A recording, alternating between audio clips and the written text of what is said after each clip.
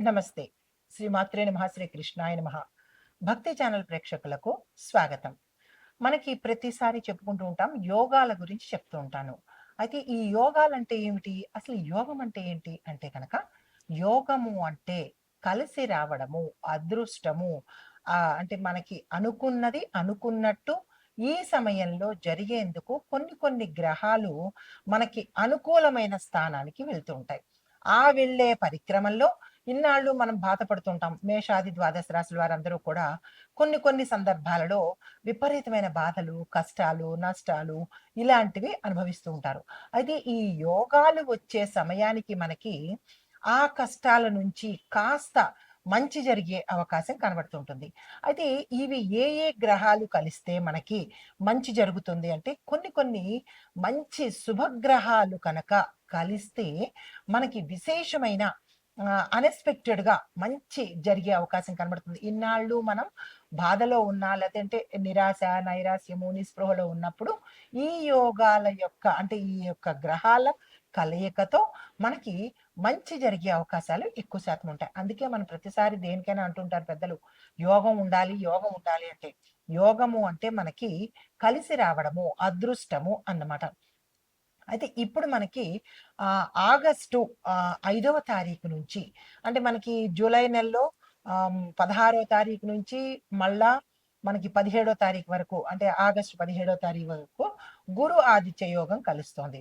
దాని తర్వాత గురువు తర్వాత మనకి బుధుడు ఆదిత్యుడితో అనగా రవిగ్రహము, బుధగ్రహము 2 కలిసి మరింత విశేషమైనటువంటి మంచి ఫలితాలను ఇవ్వబోతున్నాడు. అంటే ఈ సంవత్సరం 2026 ఓవరాల్‌గా చూసుకున్నట్టయితే చాలా అద్భుతంగానే మనకి మంచి మంచి యోగాలు వరుసగా వస్తున్నట్టుగా గోచరిస్తోంది పంచాంగం ప్రకారము. కానీ కొంతమంది ఏమంటారంటే, "నాకు కలిసి రాలేదు. నువ్వు చెప్పిందంతా వృధా" అని పండితులను విమర్శించడం చాలా అలవాటైపోయింది.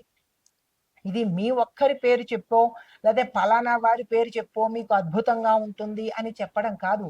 పంచాంగం ప్రకారము చెప్పే మాటలు తప్ప ఎవరి సృష్టి కాదు, ఎవరి సొంత పైత్యము కాదు. ఈ విషయం ప్రేక్షకులు కొద్దిగా గమనించుకొని మంచి భావనతో వినే ప్రయత్నం చేయండి. జ్యోతిష పండితులను తోలనాడడం కానీ, అసభ్యమైనటువంటి మెసేజ్‌లు పెట్టడం కానీ, కామెంట్స్ పెట్టడం కానీ ఇలాంటివి మానుకుంటే ఈ యోగాలు మనకి ఇంకా ఎక్కువగా కలిసి వచ్చే అవకాశం ఉంటుంది.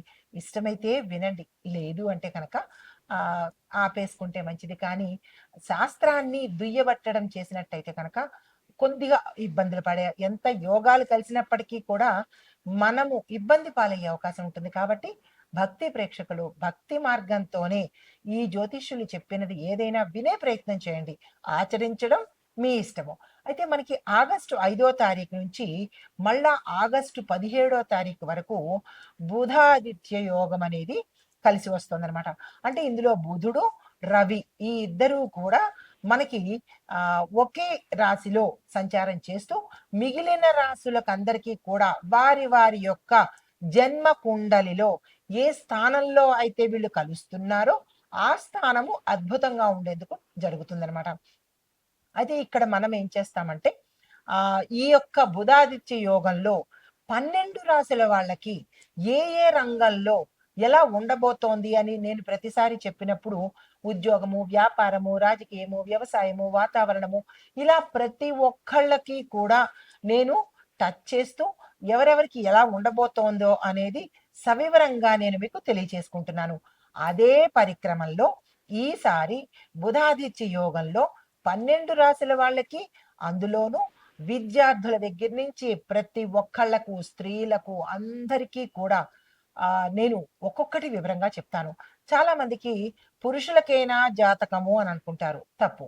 అంటే మనము జెండర్ లేకుండా చెప్తారు. ఇప్పుడు మనకి పంచాంగంలో కూడా స్త్రీలు, పురుషులు అనేది ప్రస్తావన ఉన్నప్పటికీ సామాన్యంగా ఆ రాశిలో ఉండే ప్రతి ఒక్కళ్ళకి అన్నీ అన్వయించబడతాయి అనేది చెప్పదగినటువంటి విషయం అనమాట. అయితే ఇప్పుడు మనము మేషాది ద్వాదశ రాశుల వారికి ఈ బుధాదిత్య యోగంలో ఈ పీరియడ్‌లో ఎలా ఉండబోతోంది? ఎవరెవరికి మంచి జరగబోతోంది? అనే అంశాలు మీకు ప్రతి ఒక్కటి సవినయంగా, సవివరంగా తెలియచేసుకుంటాను. అయితే ఈ బుధాదిత్య యోగంలో మనకి మేషాది ద్వాదశ రాశుల వారికి ఎలా ఉండబోతోంది అనే అంశంలో ముందుగా మేషరాశి వారికి చూసుకున్నట్టయితే గనక ఈ బుధాదిత్య యోగ ప్రభావము సూర్యుడు బుధుడు ఇద్దరు కలిసి ఉండే కాలంలో మేషరాశి వారికి బుద్ధి, నిర్ణయ శక్తి, నాయకత్వ లక్షణాలు, ఆత్మవిశ్వాసము, కొత్త ఆలోచనలు, ప్రణాళికలు అమలు పరిచేందుకు ఉత్సాహము, దీంతో పాటు మీకు ఈ సమయము అత్యంత అనుకూలమైన సమయం మేషరాశి వారికి. అయితే దీంతో పాటు మీకు ఇక్కడ చెప్పదగిన సూచన ఏంటంటే తొందరపాటు నిర్ణయాలు అస్సలు ఏ రంగంలో ఉన్న వాళ్ళైనా సరే ఫాస్ట్ డెసిషన్స్ అస్సలు తీసుకోకండి. అయితే దేశ ఆర్థిక, రాజకీయ, రక్షణ, న్యాయ, వాతావరణ పరిస్థితులు దేశపరంగా చూసినట్టయితే కనుక ఈ బుధాదిత్య యోగ కాలంలో దేశంలో మనకి ఆర్థిక రంగంలో కొత్త కొత్త విధానాలు, సాంకేతిక రంగం అభివృద్ధి, వ్యాపారంలో పెట్టుబడులకు సంబంధించినటువంటి చిన్న చిన్న మార్పులు చోటు చేసుకుంటాయి. రాజకీయ రంగంలో నాయకుల మధ్య వ్యూహాలు, కీలకమైన నిర్ణయాలు, కొత్త కొత్త ప్రకటనలు వెలువడే సమయం ఇది. అయితే రక్షణ రంగంలో ఆధునిక సాంకేతికత, భద్రతా వ్యవస్థల మీద కొద్దిగా దృష్టి మరింత పెంచే అవకాశము ఏర్పడవచ్చు. న్యాయ విభాగంలో చూసుకున్నట్టయితే కనుక ముఖ్యమైన తీర్పులు, చట్టపరమైన మార్పులు చోటు చేసుకునే అవకాశం కనబడుతోంది. అయితే వాతావరణ పరంగా చూసుకున్నట్టయితే కనుక కొన్ని ప్రాంతాలలో అధిక వర్షపాతము, విపరీతమైన అతివృష్టి ఉండే అవకాశము, ప్రకృతి పరిస్థితుల మీద అక్కడున్న సామాన్య ప్రజలు కానీ అప్రమత్తంగా ఉండే ప్రయత్నం తప్పనిసరిగా తీసుకోవాలి. ప్రభుత్వము దానికి సంబంధించిన ముందస్తు చర్యలు తీసుకోవాలి. అయితే మేషరాశి వారికి ప్రత్యేకమైన ఫలితాలలో విద్యార్థులకు చూసుకున్నట్టయితే కనుక ఏకాగ్రత పెరుగుతుంది. పోటీ పరీక్షలకు సంబంధించి, ఇంటర్వ్యూలకు సంబంధించి ఎవరైతే సిద్ధమవుతున్నారో వారికి అత్యద్భుతమైన సమయము. కొత్త కోర్సులు, టెక్నికల్ విద్య, మేనేజ్మెంట్, కమ్యూనికేషన్ ఈ రంగాలలో ఎవరైతే ప్రయత్నం చేస్తున్నారో వారికి సక్సెస్ సాధించే అవకాశాలు ఎక్కువ శాతం కనబడుతున్నాయి. బుధుడు కమ్యూనికేషన్ కి, విద్యకి దీనికి అధిపతి కాబట్టి విద్యార్థులు మరింత కృషి చేసినట్టయితే మంచి ఫలితాలు పొందుతారు. విదేశీ ప్రయత్నాలు ఎవరైనా చేసినట్టయితే కనుక వాళ్ళకి సక్సెస్ అయ్యే అవకాశాలు ఎక్కువ శాతం కనబడుతుంది. ఇక్కడ విద్యార్థులకు చెప్పదగిన సూచన ఏంటంటే తొందరపడి నిర్ణయాలు తీసుకోకుండా మీ పేరెంట్స్ కానీ, గురువులు కానీ గైడెన్స్ తీసుకునే ప్రయత్నం చేయండి విద్యార్థులందరూ. తదుపరి ఉద్యోగస్తులకు చూసుకున్నట్టయితే కనుక మీ ఉద్యోగంలో మీ ప్రతిభను చూపించేందుకు అవకాశాలు వస్తాయి. వాటిని మీరు తీసుకునే ప్రయత్నం చేసుకోండి. పై అధికారుల నుంచి గుర్తింపు పొందే అవకాశాలు కూడా ఎక్కువ శాతం కనబడుతున్నాయి. కొత్త బాధ్యతలు, ప్రమోషన్ ప్రయత్నాలు ఎవరైతే చేసుకుంటారో వాళ్ళకి సక్సెస్ అయ్యే అవకాశాలు ఎక్కువ శాతం కనబడుతున్నాయి. ఆ దిశగా ప్రయత్నం చేసుకోండి. ప్రభుత్వ ఉద్యోగ ప్రయత్నాల్లో క్రమశిక్షణగా ఒక సిస్టమాటిక్ వేలో కనుక మీరు ప్రభుత్వ ఉద్యోగానికి ప్రయత్నాలు చేయడం, ఎగ్జామ్స్ రాయడము చేసినట్టయితే తప్పకుండా ఉద్యోగం వచ్చే అవకాశాలు కనబడుతున్నాయి. ఐటీ, టెక్నాలజీ, కమ్యూనికేషన్ ఈ రంగాలలో ఉన్న వాళ్లకు ప్రత్యేకమైన అనుకూలమైన సమయము. ఈ రంగాల్లో ఉన్నవాళ్ళు, ఈ రాశిలో ఉండేవాళ్ళు ప్రయత్నాలు ముమ్మరంగా చేసుకోండి. వ్యాపారస్తులకు చూసుకున్నట్టయితే కనుక వ్యాపార విస్తరణకు కొత్త ఆలోచనలు ఏమైనా చేసినట్టయితే కనుక ఈ సమయంలో అద్భుతమైన ఫలితాలు, లాభాలు తెచ్చిపెట్టేందుకు అవకాశాలు కనబడుతున్నాయి. మార్కెటింగ్, ఆన్లైన్ వ్యాపారము, కన్సల్టింగ్ వ్యాపారాలు కూడా అభివృద్ధి చెందేందుకు అవకాశాలు కనబడుతున్నాయి. దానికి సంబంధించిన ప్రయత్నాలు ఈ రాశిలో ఉండేవారు చేసుకోవచ్చు. కొత్త భాగస్వామ్యాలు చేసేటప్పుడు మాత్రము జాగ్రత్తగా చేసుకునే ప్రయత్నం చేయండి. మోసపోవడం కానీ, నష్టపోవడం కానీ జరిగే అవకాశాలు ఎక్కువ శాతం కనబడుతున్నాయి. పార్ట్నర్షిప్ వ్యవహారాలు చేసేటప్పుడు చాలా కేర్ఫుల్ గా ఉండే ప్రయత్నం చేసుకోండి. పెట్టుబడుల్లో తొందరపాటు నిర్ణయాలు తీసుకోవద్దు. కొద్దిగా ఆచి తూచి ముందుకు వెళ్లే ప్రయత్నం చేసుకోండి. కుటుంబ పరంగా చూసినట్టయితే కనుక మీ మాటకు విలువ పెరగడంతో పాటు పెద్దల సహకారం కనిపిస్తుంది. ఇంట్లో శుభకార్యాలకు సంబంధించినటువంటి ప్రయత్నాలు, నిర్ణయాలు జరిగేందుకు అవకాశాలు ఉన్నాయి. చిన్న చిన్న విషయాల్లో మీకు చాలా కోపం వస్తుంది, చాలా అగ్రెసివ్ గా ప్రవర్తిస్తారు. ఈ మేషరాశి వాళ్ళు ఈ సమయంలో కాస్త కంట్రోల్డ్ గా ఉండే ప్రయత్నం చేయండి. మీరు ఏ రంగంలో ఉన్నాయినా, స్త్రీలైనా పురుషులైనా కంట్రోలింగ్ గా ఉండే ప్రయత్నం చేసుకోండి. ఇంకా వివాహము, సంతానము ఈ పరంగా చూసుకున్నట్టయితే కనుక అవివాహితులకు ఎవరైతే వివాహం కోసం ప్రయత్నం చేస్తారో స్త్రీలైనా పురుషులైనా తొందరగా మీరు నిర్ణయాలు తీసుకునే ప్రయత్నం చేయండి. వచ్చిన సంబంధాలను ఏదేదోగా వంకలు పెట్టి పోగొట్టుకునే ప్రయత్నం చేయకుండా మంచిగా నిర్ణయాలు తీసుకున్నట్టయితే వివాహ బంధము పటిష్టంగా ఉండేందుకు అవకాశం ఉంది.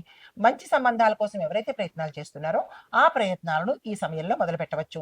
వివాహం అయిన వారికి భార్యాభర్తల మధ్య అవగాహన లోపం అనేది గతంలో ఉంటే అది సర్దుబాటు అయ్యి మంచి అవగాహన ధోరణి ఏర్పడుతుంది.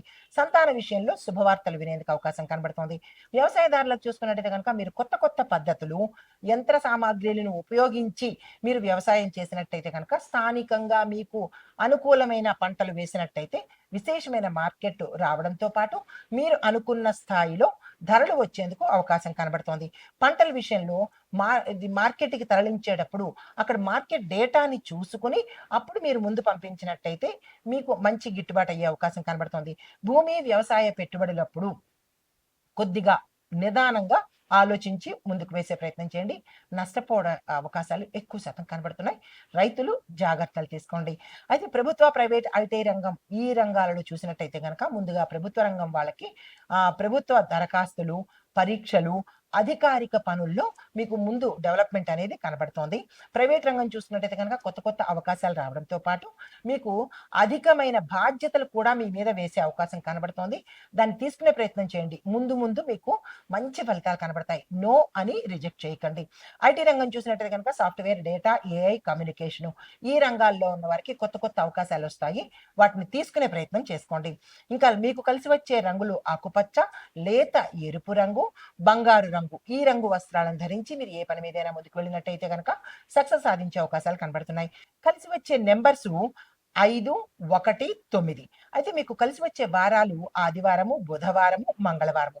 మీకు చెప్పదగినటువంటి పరిహారాలు ప్రతి బుధవారము గణపతి ఆరాధన తప్పనిసరిగా చేసుకోండి. లేదా ఓం గం గణపతియే నమః అనుకున్నా సరిపోతుంది. ఆదివారం రోజు సూర్య నమస్కారాలు చేసుకొని సూర్యుడికి అర్ఘ్యం ఇచ్చుకున్నట్టయితే మరింత సూర్యుడి అనుగ్రహం పొందిన వాళ్ళవుతారు. పచ్చి పెసలు దానం చేసినట్టయితే బుధగ్రహ శాంతికి మీ గ్రహ దోష ఇది గోచార రీత్యా చెప్తున్నాం కాబట్టి, మీ వ్యక్తిగతం కాదు కాబట్టి, అంటే మీ పేర్లు చెప్పటం లేదు కాబట్టి, ఇది గోచార రీత్యా చెప్పదగినటువంటి పరిహారము.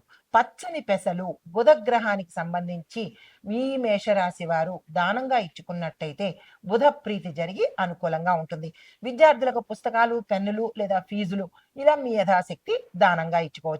అయితే దీంతో పాటు మీరు చదవవలసిన మంత్రాలు ప్రతి బుధవారము ఓం బుం బుధాయ నమః అనే మంత్రాన్ని 108 సార్లు మనసులో మననం చేసుకున్న మంచి ఫలితాలు పొందుతారు. దీంతో పాటు సూర్యుడిని కూడా బుధుడిని, సూర్యుడిని ఈ ఇద్దరిని కలిపి మీరు చదువుకోవాలి. సూర్యుడికి సంబంధించి ఓం ఘృణి సూర్యాయ నమః చాలా చిన్ని మంత్రాలు కదా, పెద్దగా సమయం పట్టదు. 108 సార్లు చదువుకున్నట్టయితే ఇటు బుధుడిది, ఇటు ఆదిత్యుడి యొక్క అనుగ్రహం పొందుతారు. ఇది మేషరాశి వారికి చెప్పదగినటువంటి గోచారిత్య ఫలితాలు, పరిహారాలు, సూచనలు. నమస్తే.